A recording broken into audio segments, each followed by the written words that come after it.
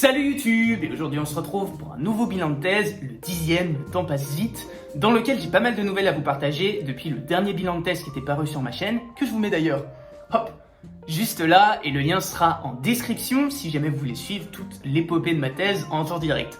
Aujourd'hui j'ai plusieurs nouvelles à vous annoncer pour vous tenir au courant, d'une part des avancées de ma thèse, d'une éventuelle opportunité de publication à venir, des futures conférences et colloques qui m'intéressent, des suivis de mémoire que je suis en train de faire, bref, j'ai beaucoup de nouvelles, donc accrochez-vous, et comme à chaque bilan de thèse, je vais vous mettre juste là, paf, le déroulé, la petite jauge de progression de mon doctorat. Ça avance, ça se remplit petit à petit, mais attention, on crie pas victoire trop vite, va falloir que j'agrandisse la jauge, puisque là elle est sur 3 ans, et quoi qu'il arrive, va falloir la mettre au moins sur 4. Bref, voilà pour la petite jauge, et puis bien sûr, je vous rappelle ma discipline et mon sujet de thèse, avant d'aller dans le cœur du sujet.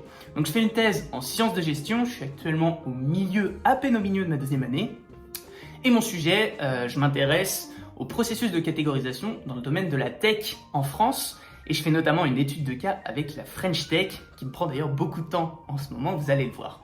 Voilà pour cette introduction bien chargée, et maintenant on peut passer au cœur du sujet. Sans plus tarder, c'est parti!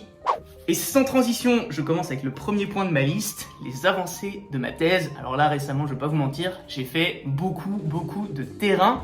Et franchement, ça fait du bien, parce que ça change des lectures, même si le travail de lecture reste bien évidemment dans un coin de ma tête. D'autant plus qu'il y a un deuxième projet qui suit ce travail de terrain, je vous en parle pas tout de suite, ce sera mon deuxième point de la liste. Pour ce travail de terrain, je me suis notamment focalisé avec des entretiens, 35 pour l'instant, 35 nouveaux, donc j'avais déjà fait 20 entretiens exploratoires en fin de toute première année. Là j'ai 35 entretiens à retranscrire, je suis en train de les mener, en train de terminer de les mener. Ça prend du temps, et alors surtout la retranscription c'est un enfer pour ceux pour tous ceux qui font un doctorat avec des méthodes quali et qui doivent retranscrire des entretiens.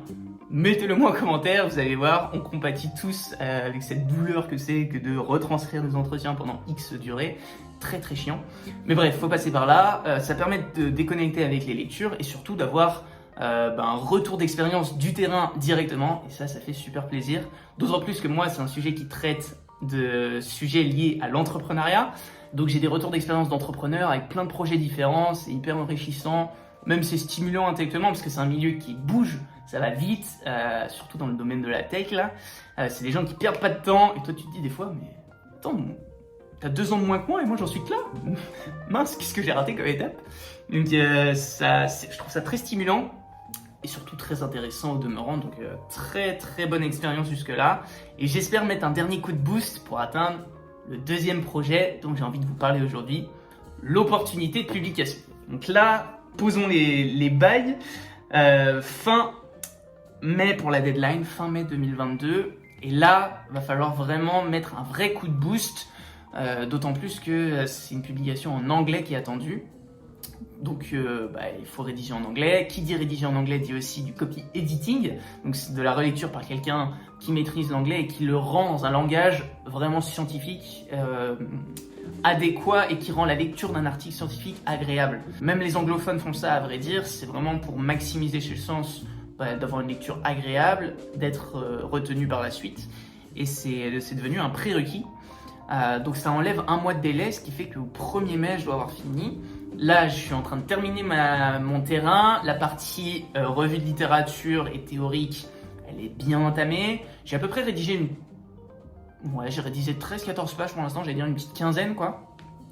En sachant que donc, j'ai tous mes entretiens ensuite à analyser, à exploiter les résultats. La partie discussion elle est un petit peu rédigée, mais évidemment on peut rien discuter si on n'a pas les résultats obtenus à l'avance. Pour l'instant c'est juste des idées, des hypothèses que je peux mettre à plat pour éviter de perdre mon fil rouge. Et donc c'est très intéressant, mais c'est vrai que ça prend beaucoup de temps, c'est très chronophage. Et autant vous dire que là les vacances, il n'y en a pas. Et puis tant pis, faut avancer. Et ça peut payer par la suite.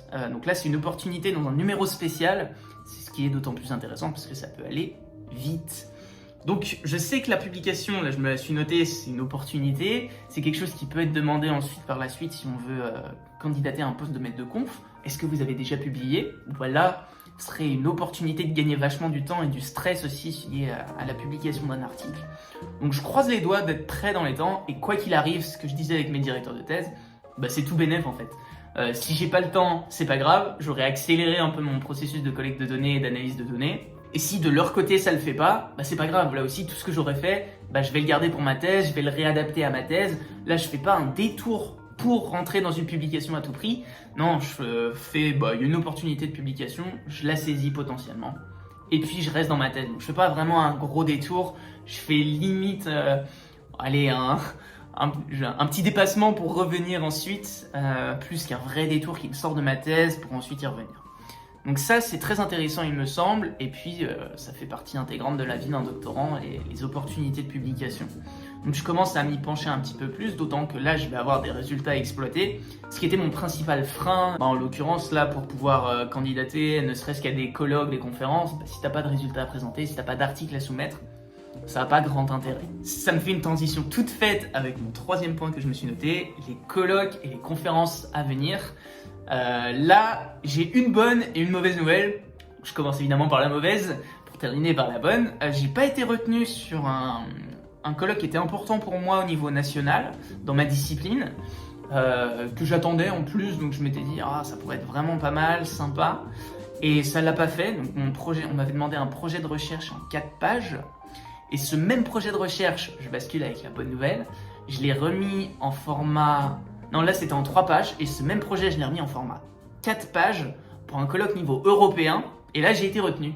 Donc j'ai le plaisir de vous annoncer que je vais partir normalement, si le Covid et évidemment la situation en Ukraine et en Russie le permettent, partir à la conquête de la présentation de mes recherches niveau européen.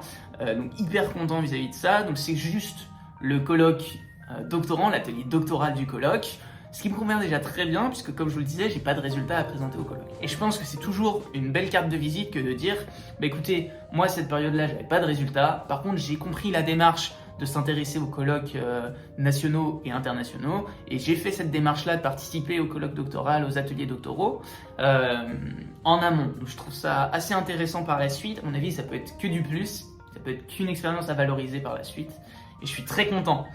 Surtout, alors là, si ça peut me permettre de voyager en plus de ça, voyager pour le travail, je trouve ça incroyable. Donc, je croise les doigts, mais normalement, en tout cas, mon inscription, c'est fait, c'est validé, l'admission, c'est fait. Donc, c'est super pour ça, très content. Et bien évidemment, si l'opportunité se présente d'aller sur place, je vous ferai un petit vlog de tout ça et j'espère que vous apprécierez ce contenu-là tout autant que des conseils, des trucs et astuces sur le doctorat et ou sur l'orientation scolaire pour ceux qui me suivent sur ce volet-là. Je pense qu'un vrai vlog de doctorant pendant une conférence à l'international niveau européen, ça peut être vraiment sympa à regarder. Dites-moi dans les commentaires si vous avez une suggestion sur le pays dans lequel va se tenir ce colloque ou cette conférence. Voilà, très content pour ça, un peu moins pour le refus évidemment à niveau national, mais écoutez, c'était le même sujet, moi j'ai rien pu faire de plus, et à partir de ce moment-là, je peux rien faire de plus que de soumettre mes candidatures et de faire ce qui m'est donné l'opportunité de faire. J'ai 2 points avec vous après avoir. D'un côté, est-ce que je donne encore des cours ou non? Et là la réponse c'est non, tous mes cours étaient tassés sur le premier semestre, et en revanche au deuxième semestre, j'ai un suivi de 5 mémoires, donc j'encadre 5 mémoires niveau Master 2, dont je fais le suivi assez fréquemment, avec 5 étudiants en études, c'est sur un Master Création d'entreprise, entrepreneuriat, innovation. Ça se passe très bien, certains sont plus avancés que d'autres évidemment, mais il y a un aspect aussi qui est très intéressant sur, moi je suis passé par là, je vous fais part de moi ce que je ferais à votre place. Voilà les trucs et astuces qu'on peut mettre en place pour essayer d'avoir une recherche un peu catchy, pertinente, vous rendre aussi la tâche plus facile. D'autant plus que c'est des étudiants qui sont en alternance, donc ils ont un temps très réduit à consacrer aux mémoires. Et ça aussi, c'est une super expérience, je pense, à mettre en place et à faire valoir par la suite. Je pense que j'aimerais le continuer à titre même bénévole par la suite, c'est quelque chose qui m'intéresse beaucoup. J'ai un autre point évidemment, oui j'avais encore 2 points. L'avant-dernier point, c'est pour le groupe de travail que j'avais pu rejoindre par la suite. Alors, pour ceux qui ne le savent pas, il y a des associations savantes dans chaque discipline et les doctorants, tout comme les enseignants-chercheurs, peuvent s'insérer dans ces groupes de travail, dans ces disciplines-là. Donc on se réunit et en général ça mène à des travaux de groupe qui donnent lieu à des collaborations type articles scientifiques, type communication dans des colloques, etc. Et c'est notre objectif là pour avril. On doit rendre un résumé en vue de participer à un colloque en octobre 2022. Donc pareil, en tout cas, super expérience, des collègues, en tout cas des membres du groupe qui sont très accueillants, très chaleureux, bienveillants également, ça fait super plaisir. Et puis on espère évidemment pouvoir soumettre quelque chose de concret après ce résumé-là, et on espère être retenu par la suite. Donc là aussi je vous tiens au courant, mais ça fait toujours plaisir de pouvoir s'inscrire dans cette dynamique-là et de participer, de montrer qu'on participe tout simplement dans sa communauté scientifique et académique. Et le dernier point justement, c'est encore une implication de ma part sur des tâches bien plus administratives du côté du laboratoire et des doctorants. Et ça me fait super plaisir, ça montre que je m'implique bien plus. Ça me prend pas mal de temps. Ça m'amène aussi à connaître un petit peu mieux mon laboratoire, mes collègues, les amis doctorants évidemment, mais aussi à faire porter un peu la voix des doctorants, et c'est top à ce niveau-là. Et puis ça va me suivre jusqu'à la fin de mon doctorat visiblement, donc en tout cas ça fait un bel engagement là aussi, et très content de montrer que tout ça s'inscrit dans une bonne dynamique, qu'on en veut, et je pense que tout ça se voit, ça donne le sourire, et même si c'est pas facile, c'est assez perturbant. Je vous parlais notamment de l'opportunité de publication, là ça demande de se creuser la tête, de revenir en arrière, puis de faire 3 pas en avant pour refaire 6 pas en arrière. C'est assez déstabilisant, mais je crois que c'est le processus de la thèse en général qui est comme ça, donc malheureusement, on peut pas y faire grand chose. Il faut savoir apprécier un peu les moments hauts du roller coaster, là.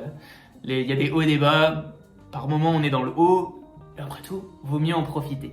Voilà pour ces nouvelles et ce nouveau bilan de thèse. J'espère qu'il vous aura plu. C'était assez cash, très direct, les nouvelles du jour, et puis ce qui va me suivre sur les prochaines semaines. Donc si vous aimez ce type de vidéo et cette série de vidéos des bilans de thèse, n'hésitez pas à liker la vidéo, et bien évidemment à vous abonner à la chaîne en activant la petite cloche, parce qu'on ne le dit jamais assez. D'autres vidéos sur la chaîne arrivent très vite. N'hésitez pas à me dire en commentaire s'il y a des thématiques liées au doctorat que vous voulez que j'aborde. Je pense faire aussi une question-réponse, une foire aux questions, FAQ, prochainement sur la chaîne. Prochainement, après je me mets pas de deadline évidemment. Et voilà, n'hésitez pas à me faire part de vos suggestions. J'accueille ça avec plaisir. Et moi je vais vous laisser là. D'ici là pour moi, il n'y a plus qu'à...